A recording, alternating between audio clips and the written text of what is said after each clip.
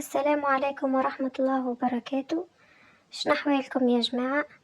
هيا اليوم إن شاء الله جيتكم بوصفة جديدة هايلة باش تعجبكم الناس الكل. إن شاء الله يا رب تجربوها ومتأكدة إنها تعجبكم. الوصفة هذه كلها منفعة للكبار وللصغار، حاجة طيارة على الآخر. اليوم باش نعملو جاتو بالبسيسة. أي نعم، جاتو بالبسيسة، بنة عالمية. وبالنسبة للي صغارهم ما ياكلوش البسيسة كيف صغاري، هذه الطريقة الوحيدة اللي نجمت نوكلهم البسيسة عن طريقها، وإن شاء الله نستنبط حاجات أخرى يا ربي. جات خفيفة بنينة ما شاء الله تشرح. ننصح أي أم أي امرأة أي وحدة تجربها، حتى ولو مش على خاطر الصغار ولا حاجة، راهي بنينة على الآخر. وتوا بسم الله الرحمن الرحيم نتوكل على ربي في الوصفة هذه. المقادير: خذيت 4 بيضات بحرارة الغرفة، أخذيت كيس زيت وكيس حليب وكيس سكر. بالنسبة لي عملت سكر ناقص، اللي يحب يزيد يزيد. كيس سكر، كيس و... وصحفة فرينة، وصحفة بسيسة ما يعادل 5 مغارف مليانين بالباهي. وخذيت ومن بعد باش نزيد مغرفة بسيسة، راه معناها عملت 6 مغارف بسيسة متاع ماكلة مليانين بالباهي، و5 مغارف فرينة، وشوية حاجات نزين بها جلجلان ولوز وشوكولاتة وزبيب، اللي عندك اللي عندك متوفر واللي انت تحبذو يعني تحطه، نزيد وتنقص كيما تحب. خديت 4 بيضات وزدت معاهم رشة ملح وركضتهم بالباهي مع كاس السكر والسكر فانية عشان نزيدو نركضوا. ديجا نسيت وقتها، نورمال راني حطيتهم بكري، اما مش مشكل ما يضرش يعني. تركضهم بالباهي مع بعضهم حتى يذوب السكر مليح. تحسوا الخليط يبيض شوي، تركضهم بالباهي. اللي شاف قناتي أول مرة ما يبخلش عليا بالاشتراك واللايك باش نزيد نقدم قناتي تظهر أكثر، وباش نزيد نطور من روحي ونقدم وصفاتي. وهذوما وصفاتي حسب يعني عائلتي شنو تحب، وفيهم حاجات من استنباطي وحاجات هكاك كيما تربينا عليهم وكبرنا بيهم وكل شيء. مباح لأن نزيد كاس الحليب، نصب شوية ونحرك، وبعد نزيد كاس الزيت النباتي، زاد نصب شوية ونقعد ديما نحرك بالفوي بالمضرب اليدوي حتى يتمازج الخليط الكل مع بعضه. وتوا ناخو المكونات الجافة، ناخو البسيسة ونحرك، ندخلها بالباهي في الخليط حتى ما عادش تظهر، يعني تدخل في وسط الخليط تتمازج معاهم، ما عادش ترى الغبرة متاعها يعني، ولا ما عادش تراها البسيسة يعني، تدخل مع البيض والزيت والمكونات الأخرى.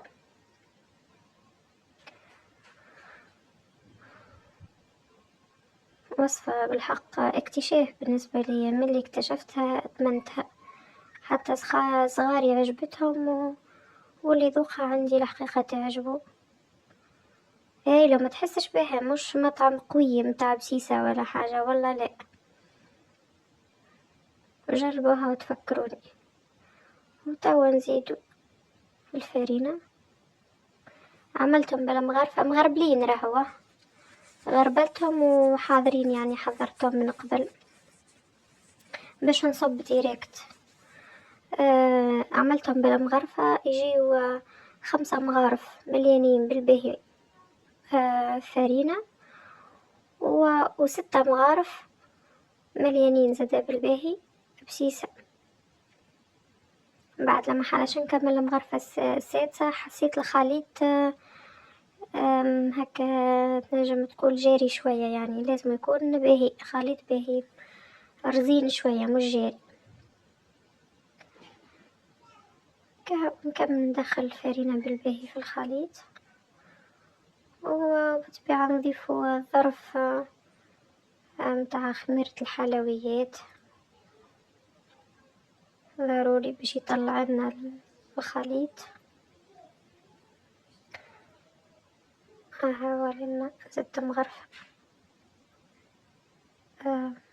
بسيسة هذيك متاعنا العادية، قمح فيها قمح وعدس وحمص والحواور متاعها، يعني حبة حلاوة بسباس هذوك.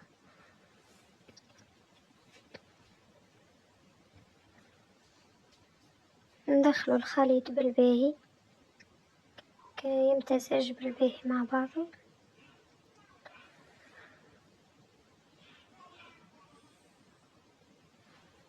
هذه لما حلا شوية لننسى خميرة الحلويات. من بعد فكرت ما نعرفش علاش حطيت عليها ظرف الفانيليا. هاكا توا مديتش نزيدو، بالطبيعة لازم يتغربل، كل شيء مغربل يعني.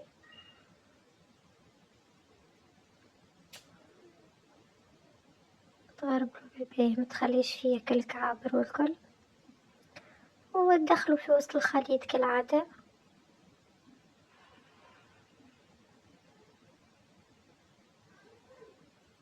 بالمضرب اليدوي. لو تشاهدوني أول مرة اعملوا لي لايك واشتراك، وإذا مشتركين عندي ادعموني كومنتير باهي كيفكم، و استنوا مني فيديوهات أخرى إن شاء الله يا ربي، وهذا كله بتشجيعكم انتم إن شاء الله. إن شاء الله تعجبكم قناتي والمحتوى متاعها اللي هو كله طبخ وإعادة تدوير، كل ما هو حاجة للدار يعني.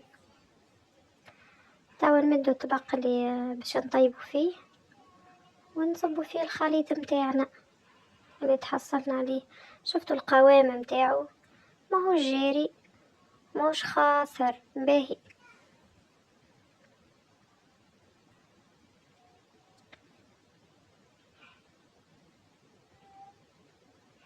وتوا ناخذو ضفنا منه في الخليط هو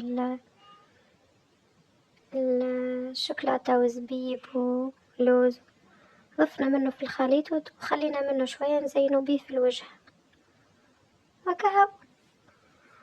نزيدو هذيا اختيارية زادة، تاخذوا شوية زبدة وتحطوها هكا في الوسط متاع الخليط، خطوة اختيارية. ولا تنجم زادة تغطس سكينة ولا حاجة في الزيت وتحطها. يعني زبدة سايلة شوية طقس سخون اليوم. وهذه كيف حضرت ما شاء الله تشهي، الله واحد الله يبارك. والله ان شاء الله تجربوها، ننصحكم بها والله. ريسيتاتي من القلب للقلب، انا عن تجربة وعن حب، انا نخدم فيهم ونطيب فيهم في داري. وتو اللحظة الحاسمة اللي هي باش نذوق فيها. ديما نسميها اللحظة الحاسمة، هي قريب تجي مازالت ما جاتش، مازلت نوري فيكم لنا فيها كيفاش جات، كيفاش منفوخة وكيفاش ما شاء الله خفيفة تشرح. توا اللحظة الحاسمة. كما في كل فيديو ما شاء الله روعة روعة بنة عالمية كيما نحبها، ناقصة شوية سكر، مش حلوة الحلاوة القوية. وبالنسبة للي يحب أكثر سكر راهو يعبي الكاس. بالنسبة لي عملت 3 مغارف متاع أكل، تحب تعمل 4 مغارف 5 مغارف انتي حرة، اعمل اللي تحب. اما نحبها ديما ناقصة شوية سكر انفع يعني. وكهو شجعوني بلايك واشتراك، وإن شاء الله تجربوا ريسيتي وإن شاء الله تعجبكم، وكهو في فيديو آخر إن شاء الله، للقاء.